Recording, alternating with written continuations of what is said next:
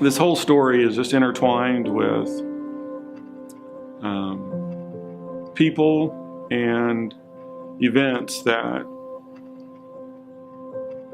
were timed in my life that I had no control over. But they were there for a reason. God needed them for that reason. And so I'll share lots of those as we go through the story, and you'll see that God's timing is perfect. So anyway, being a newly diagnosed cancer patient, there's certain things that go along with that. And so I started regular routine visits with a different oncologist, I will say. And one of the main ladies that I interacted with was a clinical trial nurse at my oncologist. And so I got to meet and spend quite a bit of time with Angie Davis. Who was a godsend. She was able to get me into a clinical trial that basically provided me the chemo that I was going to need at no cost to me. So, that there alone probably saved $300,000 to $500,000. I had a friend in high school, knew him through middle school, but we got a lot closer in high school. This was back before social media, before Facebook, that sort of thing. So once everybody graduates, you kind of go off on your separate ways. And so I lost contact with him for a lot of years. But probably 7 or 8 years ago, we found each other on Facebook, and we'll talk every once in a while. But it turns out he's been in hospital management for the last 15, 20 years. And just a wealth of knowledge of how to run a hospital, how they interact with patients, how they interact with insurance companies, and just a wealth of knowledge from that side of things. And I was in the hospital in May, and I get a phone call, and another friend of ours who had seen some of my posts on Facebook, he and this third friend of ours, mutual friend, were talking, and he told him that I was in the hospital. Well, it just so happens that Dwayne was in Atlanta, and he's been all over the country running different hospitals, spending a year or two at different hospitals from Miami to Los Angeles to New England, all over the place. But he happened to be in Atlanta, and he called me up and said, "Todd, where are you?"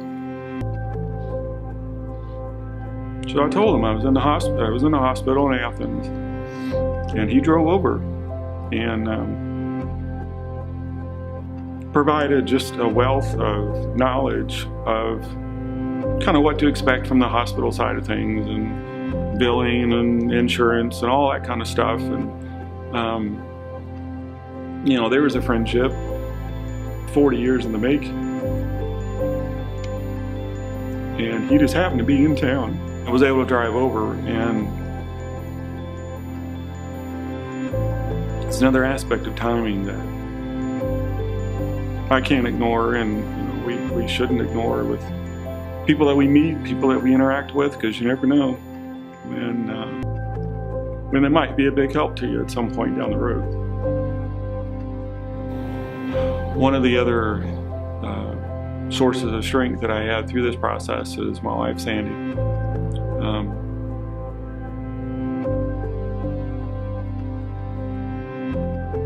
She doesn't talk about it a lot, but she may not even realize it herself. I don't know.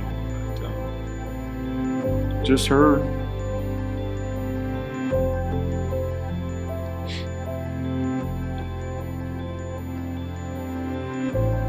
She won't admit to feeling strong in this process, but she has been in a lot of ways, and she's been there to help me. She was very faithful to me, and I'm grateful for her. And so went in for the first round of chemo probably in early July. Well, it would have been late June when that started.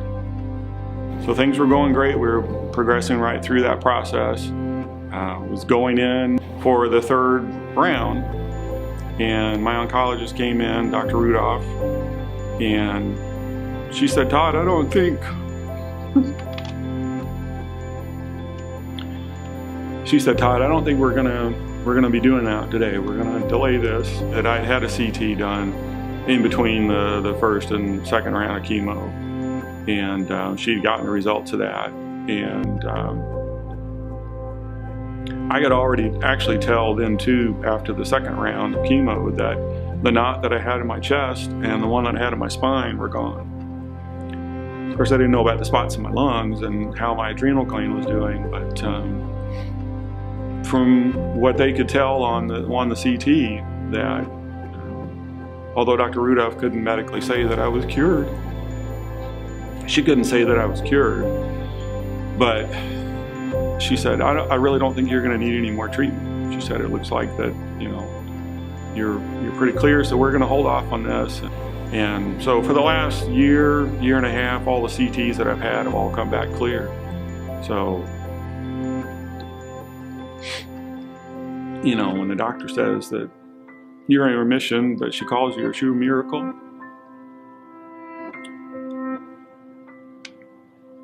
you know it had to be God.